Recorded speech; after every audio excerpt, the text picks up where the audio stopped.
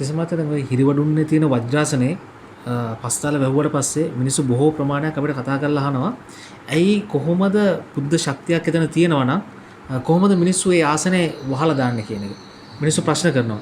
ඒ වගේම සිසර මහත්තයා හිරිවඩුන්න ගමේ පන්සල කියලා කියන්නේ ගමක තියෙන ප්‍රධානම තැන. මිනිස්සු වන්දනා කරන්න බුද්ධ ගෞරවයෙන් යන තැන. පන්සලේ ගමේ තියෙන පන්සලේ නායක හාමුදුරුවෝම ගමේ මිනිස්සු මල් තියලා වැඳපු ආසනය පස් දාලා වහන්න කටයුතු කරනවා. මේක රටේ සමස්ත ජනතාව අපෙන් ප්‍රශ්න අහන කරනවා කොහොමද පන්සලක හාමුදුරු කෙනෙක් තමන්ගේ ගමේ ඉන්න මිනිස්සු වැඳපු ආසනය පස් වලට යටපත් කරන්න කියලා. සිසර මහත්තයා කොහොමද දකින්නේ? ජනිත් මෙච්චර දවසක් ඔය පන්සලේ වැඩ හිටිය ස්වාමීන් වහන්සේලා ඒ ස්වාමීන් වහන්සේලා තමන්ගේ ස්වාධීන මතය අනුව බොහෝ දෙනෙක් වැඩ කළා. සමහර අය ඔයතන බුදුන් වහන්සේ වැඩ හිටිය බව බුදු බවට පත් වූ බව විශ්වාස කළා. සමහර උදේ විශ්වාස කළේ නැහැ. ඒ දෙකොට්ටාසෙන් කවුරුවක්වත් ওই විදිහට භෞතික හානි සිදු කළේ නැහැ. හැබැයි දැන් මේ වැඩේ ඉන්න හාමුදුරුවෝ සම්බන්ධකම් පවත්වන්නේ අපි ඒක පැහැදිලිව දන්නවා. කාත් එක්කද මේ රටේ ඉපදිලා ඉන්න බමුණු ගති තියෙන මහා බමුණෙක්ගේ ගෝලයක් හැටියට තමයි දැන් ඉන්නේ. දැන් ඒ භෞතික දේවල් වලට යට වෙලා ඔළුව විකෘති කරගත්තට පස්සේ ඊට පස්සේ යන්නේ සම්පූර්ණයෙන්ම අඳුරු දිශාවකට. ඒ නිසා තමයි ඔය කරලා තියෙන වැඩේ කරලා තියෙන්නේ.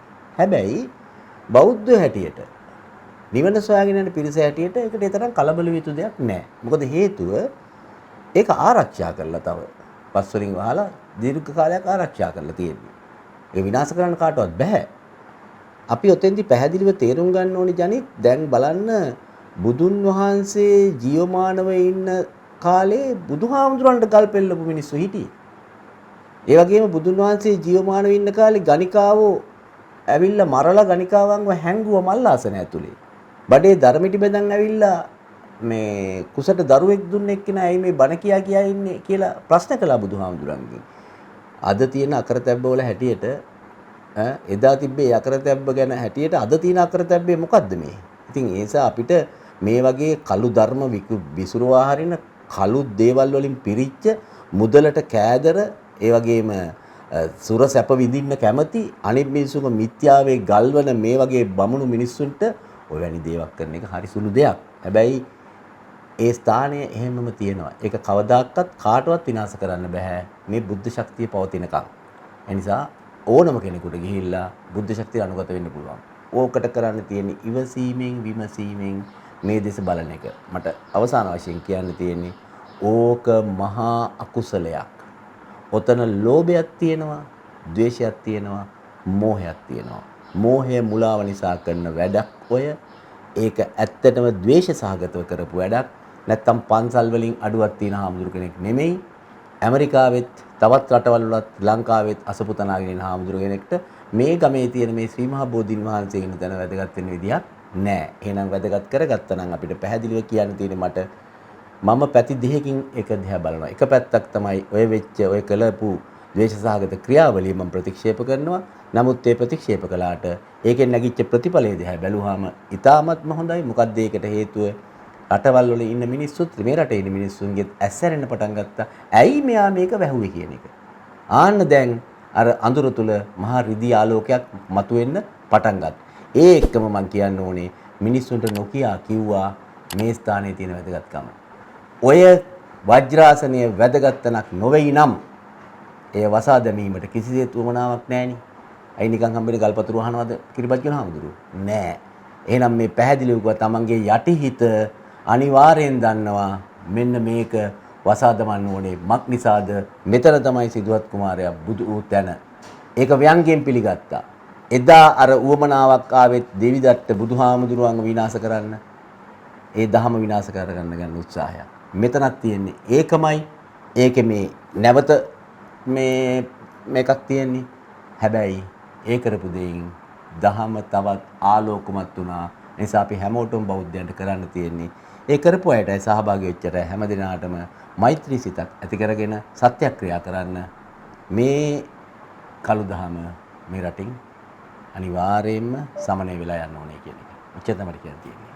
දැන් ඔය හිරිවඩුන්නේ තියෙන මේ වජ්‍රාසනේ වහලා දැම්මට පස්සේ රටේ ලොකු කතාවක් ඇති වෙලා තියෙනවා මේ අපි මිනිස්සු කතා කරනවා අපේ පුරාවස්තු විනාශ කරනවා ඩෝසර් කරනවා ඒව කරන්න අන්‍යාගමිකයන් කියලා. හැබැයි අපිට පේන්න තියෙනවා මේ හිරිවඩුන්න මේ ආසනේ පස්වලට යටපත් කරලා තියෙන්නේ අන්‍යාගමිකයන් නෙමෙයි බෞද්ධ කියා ගන්න මිනිසුන්මයි. ඒ පන්සලේ නායක හාමුදුරුවෝ ඇතුළුව තවත් පිරිසක් එක්කවලා තමයි මේ වැඩේ කරලා තියෙන්නේ කියලා දැන් රටම දන්නවා. එතකොට ප්‍රශාන්ත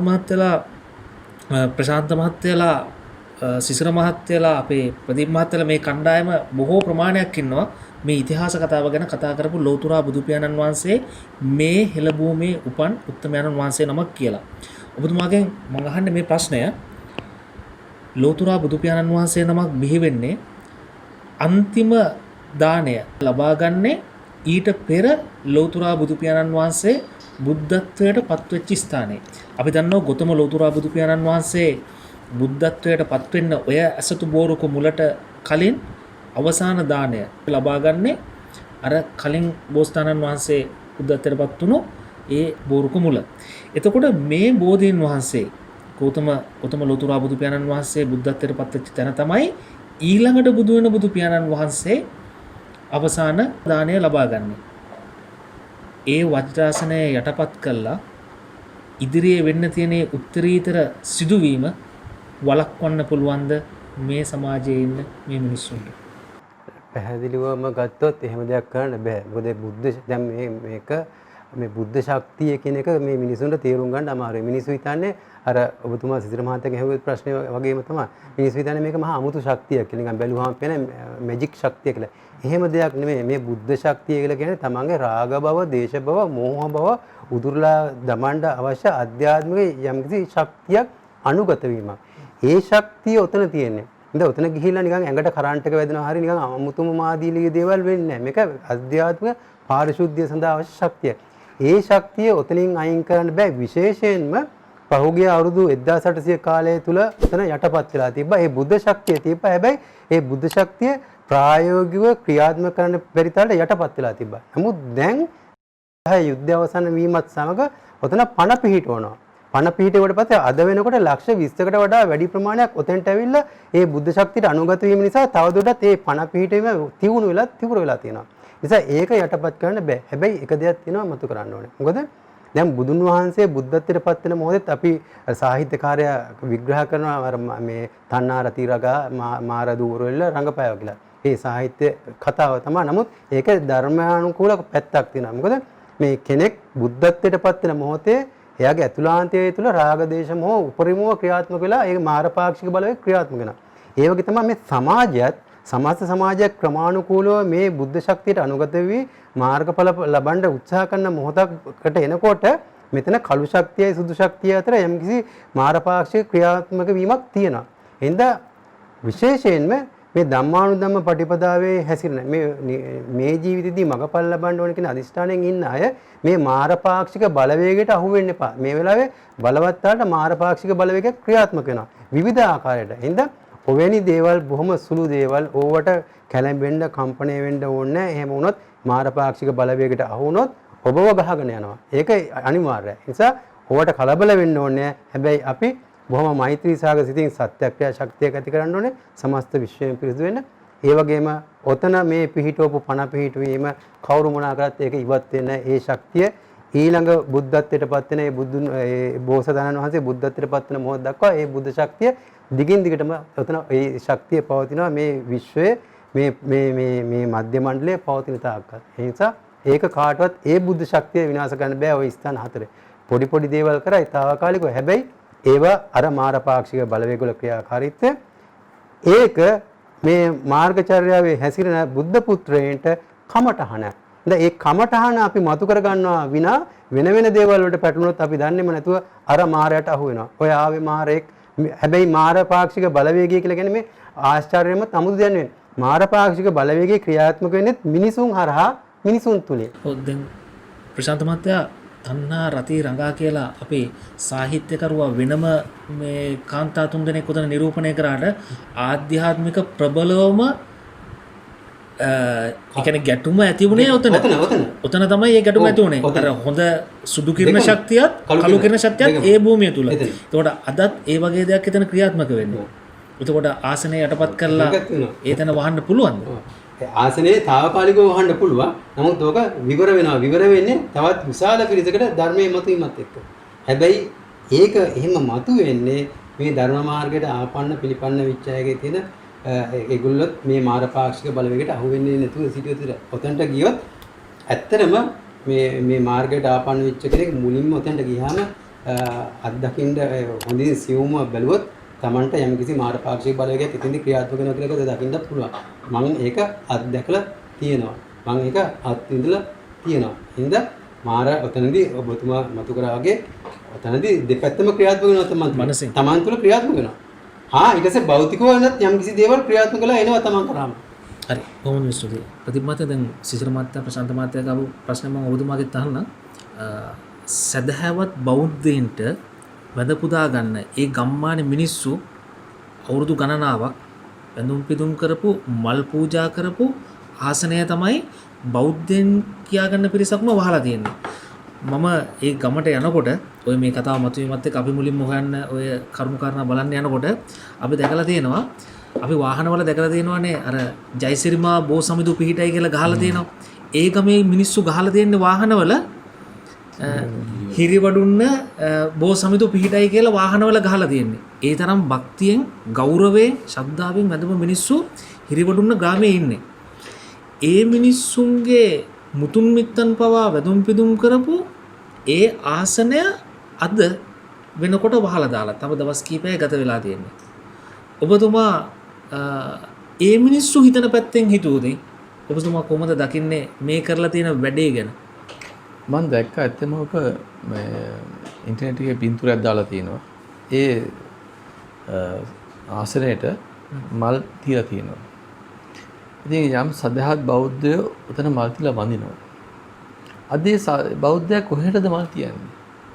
ඉතින් මේක මිනිස්සු වන්දනාමයට පාත් වෙච්ච වන්දනීය වස්තුවක්. ඉතින් ඒ වස්තුවට මල් තියලා මිනිස්සු වඳිනවා. ඒ කියන්නේ අපි පොඩ්ඩකට පැත්තකින් තිබ්බොත් වජ්‍රාසනය කියන කතාව මේක ගමේ මිනිස්සු කියන විදිහට මල් ආසනයක්. ඒ මල් ආසනේ පස් වලට යටපත් කරන්න තමන් ආපු කුහකකම මොකද්ද? ඉතින් එයා හිතන්නේ නැති මල් වල පස් හොඳයි කියලා ඇත්තටම. ඒක වෙලා තියෙන්නේ. ඒ ගිහපුවේ නා මිනිස්සු ඒ කරපු පුජ්‍යලයා මල් වෙනවල පස් හොඳයි කියලා හිතන්නේ නැති. ඒකයි ඔය එච්චර අපරාධයක් කළේ. ඉතින් හිතන්න බුදු කෙනෙකුට පූජා කරන මල් ටික තියලා මිනිස්සු වන්දනා කරලා සමන් හිතේ ශ්‍රද්ධාවක් ඇති වෙනවා. ඇත්තටම යම්කිසි බුද්ධ ලබන පීතියක් කියලා අපි කියන්නේ. ඉතින් ඒ මිනිස්සු ඒ නිරාමිසෝ ඒක විඳිනවා මිනිස්සු ඇවිල්ලා. නමුත් එතන ඒ මිනිස්සුන්ට දකින්න ලැබෙන්නේ නැති වෙන එක වහලා දාලා එතන කිසිවක් නැහැ කියලා මිනිසුන්ගේ ශ්‍රද්ධාවත් විනාශ කළා, මිනිසුන්ගේ හිතත් විනාශ කළා. ඉතින් එහෙම කිරීමෙන් මම නම් දකින්නේ ඒ පුජ්‍යලයාට යම් කිසි විදියකින් සතක් වෙයි කියලා කරපු කෙනාට. ඇත්තටම යා කලේ අපරාධයක්. ඒ කෙනෙකුට බෞද්ධයෙක් වෙන්න පුළුවන්ද එහෙම දෙයක් කරා නම්? බුදුහාමුදුර ගැන අඩු ගානේ පොඩි හරි ශ්‍රද්ධාවක් තියෙන කෙනෙක් කවදාකවත් එහෙම දෙයක් කරන්නේ නැහැ. බුදුහාමුදුරන්ට වන්දනීය වන පූජනීය වස්තුවක් මිනිස්සුන්ට නොපෙනෙන වහලයක බොරුවක් කියලා යටපත් කරලා දානවා නම් එයා තුළ මම හිතන්නේ ශ්‍රද්ධාව වැඩේ කියලා. ශ්‍රද්ධාව වැඩෙන්නේ නැත්නම් ඒ තුළ මම දකින්නේ නිවනක් දකි කියලා.